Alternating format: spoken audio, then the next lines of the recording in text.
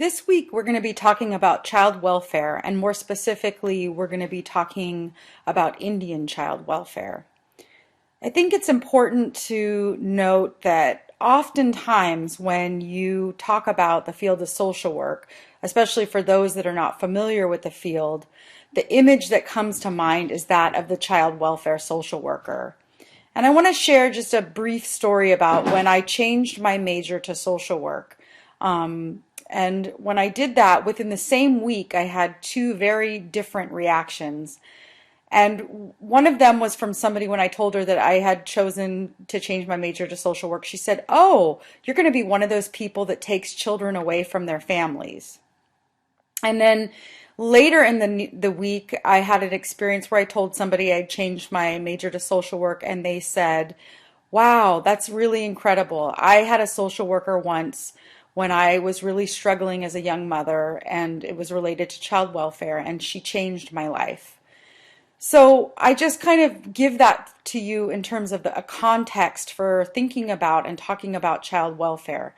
And it's often a very challenged topic because you get very varied responses, and often people feel like that child welfare is there and that its role is to take children away from families. And then other people's reactions are that social workers who are involved in the field of child welfare are also commonly referred to as child protective services, that they don't do enough to protect children.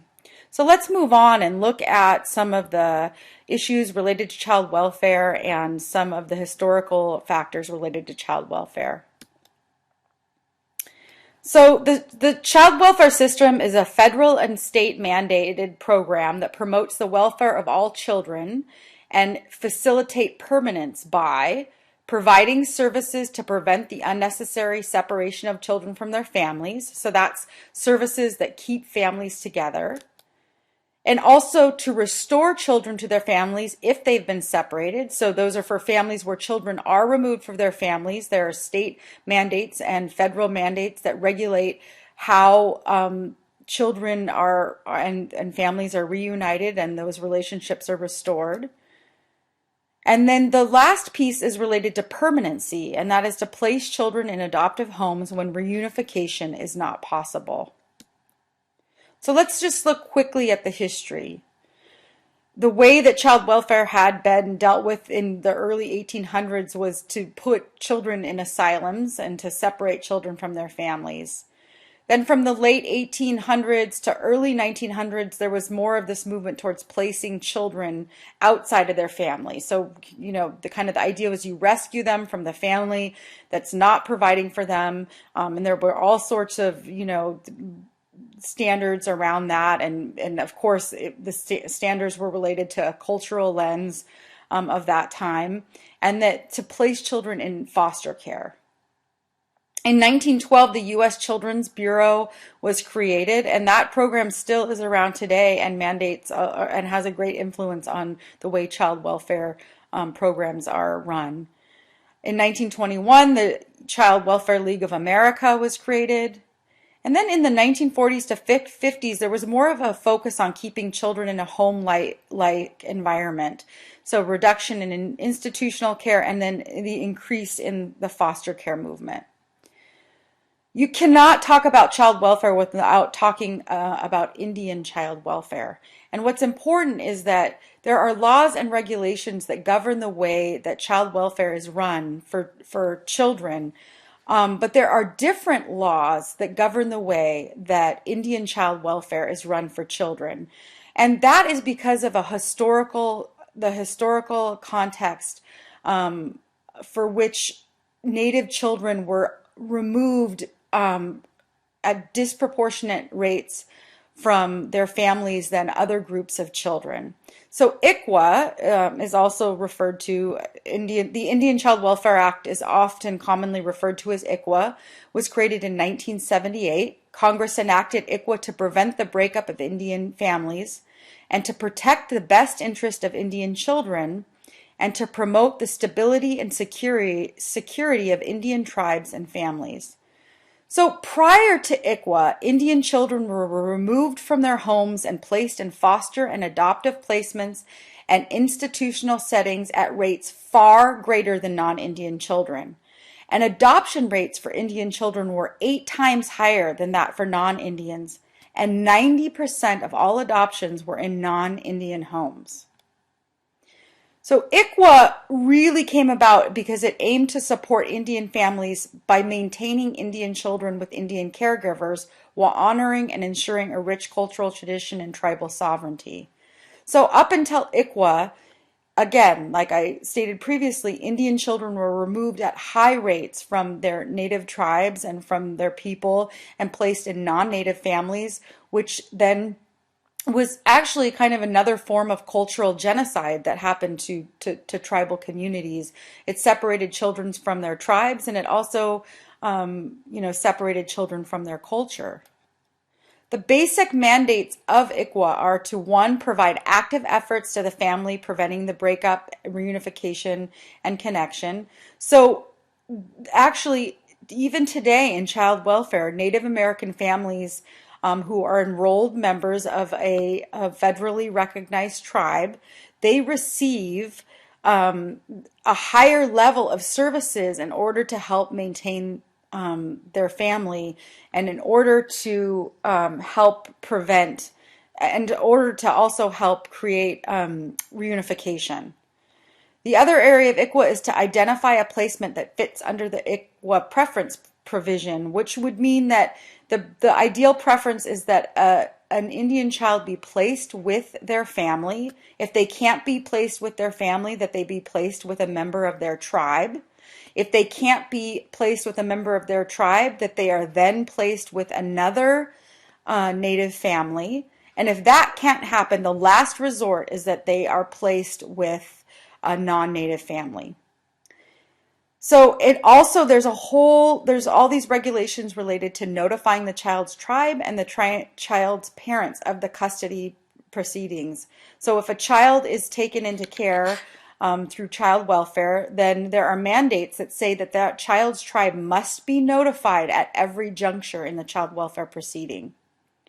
And then the next part is to work actively to involve the child's tribe and the child's parents in the legal proceedings. But let's move back. So I gave you a little history of Indian child welfare, which is important, especially in terms of the materials that you're going to be covering this week in your class, related to a pretty historic case. The Baby Veronica case is how it's referred to. But I want to talk now move back to talking in general about how the child welfare system moves and how a quote-unquote case or a family that would be engaged in services through child welfare would move through the system. So there are different areas of child welfare, and the first area is related to emergency response. It's often referred to as ER, and this is the area of child welfare that investigates reports of child maltreatment. And the goal in that department is really to protect the safety of the child. So that's where mandated reporters make reports. That's where concerned family members make reports. Anybody can really make a report to child welfare about a concern related to a child. And that the emergency response program investigates those reports. So that could mean they either rule it out and they don't investigate it more intensely, or it could mean they actually go out and do a full-fledged investigation depending on what the allegations are. The next program is called family maintenance, and that's really where social workers work to help children remain safely in their homes. So oftentimes, if a family if there's a report through the emergency response program of a family that's really struggling, or a family where the children's needs are not being met, there are services that can be put into place to help maintain that child and their family and help support the family so that the children do not have to be removed. The next area is called family reunification, and that is when a child is removed from their family of origin and either placed with a relative or placed with a foster family. and then the family reunification process occurs. And that's really a process where social workers and child welfare help the family to overcome safety issues so that children can hopefully safely be reunited with their parents. And the next area is referred to as permanency planning. And that is if a child or children are not able to return to their family of origin because the safety issues cannot be dealt with, or because their parents did not engage in services, and so they can't be ensured safety, then a permanent plan is made for children. And those permanent plans can be adoption. That's according to the federal guidelines.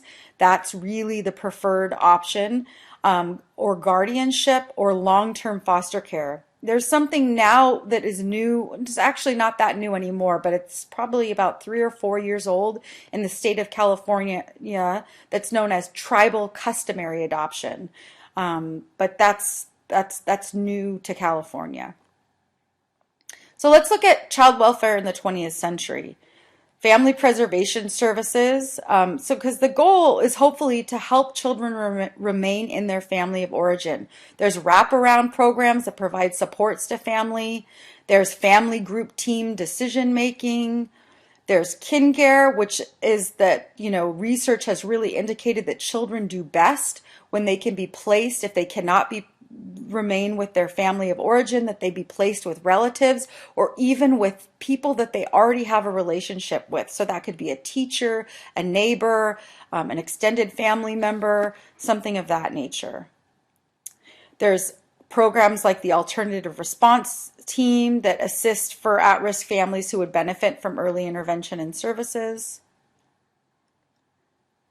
So let's look at working with families in CWS. So CWS, or Child Welfare Services, families can either come into the system voluntary or involuntary.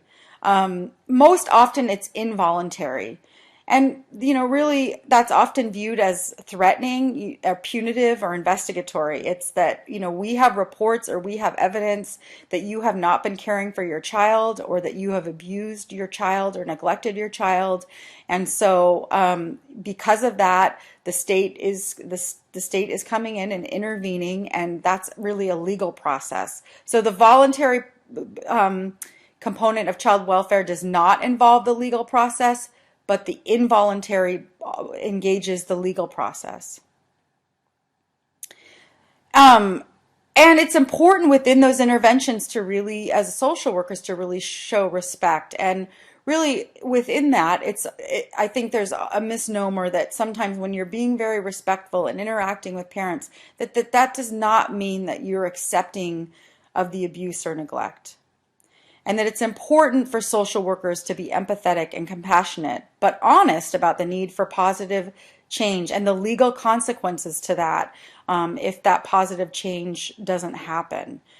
And really, that's the bottom line, and kind of the very intense part of doing child welfare work within the context of working with families, is that the bottom line is that because once the legal system is involved, that the ultimate risk is that children families are risking the fact that children may not ever return to their care if they aren't able to engage in services and create change in their lives. So again, this topic can be very controversial. I'm really looking forward to a lot of engaging dialogue with everybody this week as we move through this topic and including Indian child welfare. As always, please feel free to contact me if you have any questions or concerns, and I hope you enjoy your week. Thank you.